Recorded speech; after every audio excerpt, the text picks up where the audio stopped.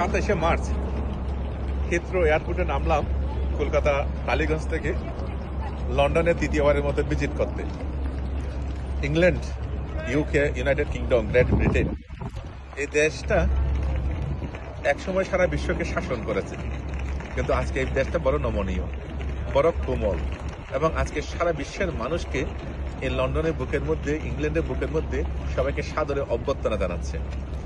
এই লন্ডনে ঋষি সুনক আমাদের ভারতীয় বংশোদ্ভূত নাগরিক, তিনি এখানকার প্রাইম মিনিস্টার ছিলেন। আমি 3বার সুযোগ হয়েছে লন্ডন আসার। এই মুহূর্তে দাঁড়িয়ে আছি টাওয়ার ব্রিজে, যেটাকে আমরা লন্ডন ব্রিজ বলি, এটা হচ্ছে টাওয়ার ব্রিজ।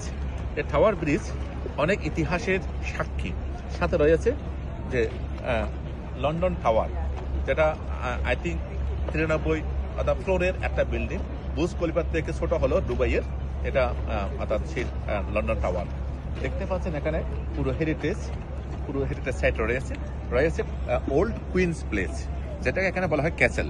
এই ক্যাসেলটা হচ্ছে, এটা হচ্ছে রাজা রানীদের বিভিন্ন সময় অবস্থানের যে ঘরগুলো, সেগুলোকে ক্যাসেল বলা হয়, যেটা আপনারা স্কটল্যান্ডে দেখেছেন, মিডলসব্রুথ আমার সাথে দেখেছেন।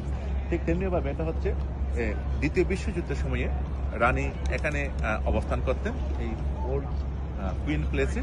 এই সুন্দর একটা ভিউ, এত সুন্দর জায়গা, যারা ইংল্যান্ড ভিজিট করেছেন, লন্ডন ভিজিট করেছেন, তারা জানেন যে এই জায়গাটা কি গুরুত্ব। যারা ভিজিট করেননি, আমাদের এই ইংল্যান্ড বর্তমানে অনেক কোমল, অনেক নমনীয়। তারা আমাদের সবাইকে স্বাগত জানায়।